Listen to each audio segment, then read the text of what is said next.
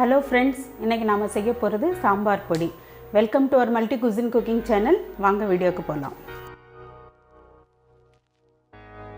ஒரு அரை teaspoon oil விட்டுக்கலாம். அதில் காம்பு நீக்கி சுத்தம் பண்ணி வச்ச மிளகாய் ஒரு 100 கிராம் எடுத்துருக்கோம். ஸோ அதை இது கூட சேர்த்துக்கலாம்.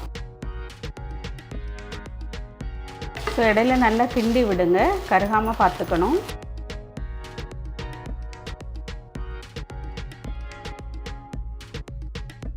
பாருங்கள், இது மிளகாய் நல்லா வறுபட்டுடுச்சு. ஸோ இப்போ இந்த ஸ்டேஜில் நம்ம இதை எடுத்துடலாம். அடுத்தது கடலைப்பருப்பு 2 டேபிள் ஸ்பூன் எடுத்து வச்சுருக்கோம். ஸோ அதை இதை லைட்டு ப்ரௌன் கலர் ஆகிற வரைக்கும் நம்ம வறுத்து எடுத்துக்கலாம். எல்லாம் கொஞ்சம் மீடியம் ஃப்ளேம்லேயே வச்சு பண்ணுங்க. ஸோ அப்போ தான் அது கொஞ்சம் நல்லா வறுபட்டு வரும். லைட் ப்ரௌன் கலராக வறுபட்டதும் நம்ம எடுத்துடலாம். பாருங்கள், இந்த அளவு வறுபட்டாச்சு. ஸோ இதை மாற்றிடலாம். அதே மாதிரி துவரப்பருப்பு ஒரு 2 டேபிள் ஸ்பூன் எடுத்து வச்சுருக்கோம். கிட்டத்தட்ட ஒரு 30 கிராம்ஸ் அளவுக்கு இருக்கும். ஸோ இதையும் சேர்த்துக்கலாம்.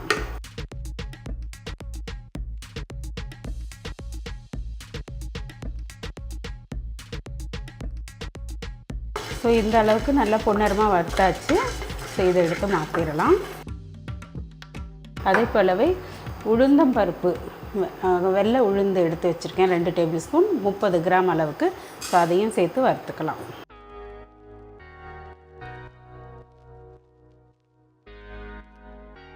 ஸோ இதுவும் நல்லா வறுபட்டுடுச்சு. ஸோ இதை மாற்றிடலாம்.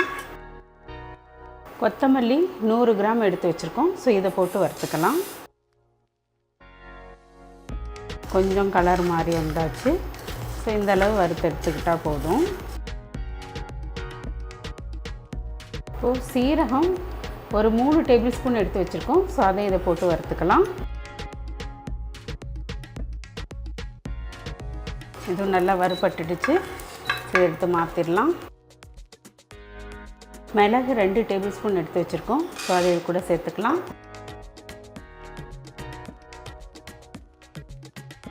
அது லேசாக சூடாக்கி எடுத்தால் போதும்.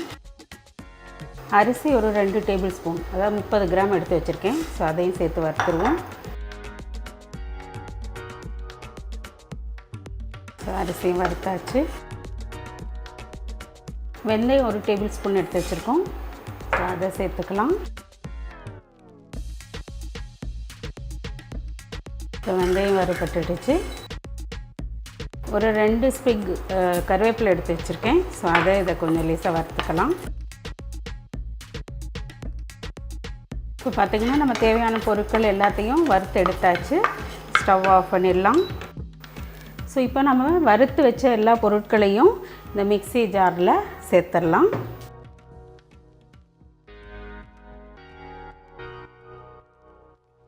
இது முதல்ல கொஞ்சம் அரைச்சிடலாம்.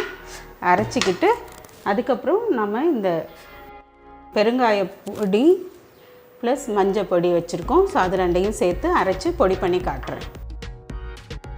இப்போது நம்ம எல்லாம் வறுத்து வச்ச எல்லா சாமான்களையும் போட்டு இந்த மாதிரி பொடி பண்ணியிருக்கோம். நமக்கு சாம்பார் பொடி வந்து நல்லா ஃபைன் பவுடராக வேணும். அதனால் நல்லா சலிச்சு எடுத்துக்கலாம்.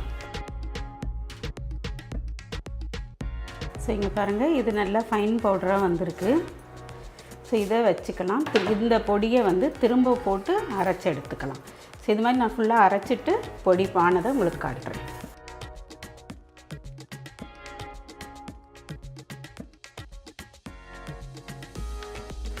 இப்போ நம்ம சாம்பார் பொடி அரைச்சி எடுத்தாச்சு. அது நல்லா சலிச்சு எடுத்துக்கிட்டோம். மிச்சம் இந்த மாதிரியான ஒரு கோர்ஸ் பவுடர் இருக்குது. இது தனியாக நீங்கள் வேறு எதுலையாவது யூஸ் பண்ணிக்கலாம். இப்போ நம்ம அரைச்சி எடுத்த சாம்பார் பொடி பாருங்கள். ஸோ இது ரெடி ஆகிடுச்சு. இது ஒரு அரை மணி நேரம் நல்லா ஆற விட்டுட்டு நல்ல ஏர்டைட் கண்டெய்னரில் எடுத்து சேவ் பண்ணி வச்சுக்கோங்க. இது 1 to 3 months வரைக்கும் நம்ம யூஸ் பண்ணிக்கலாம்.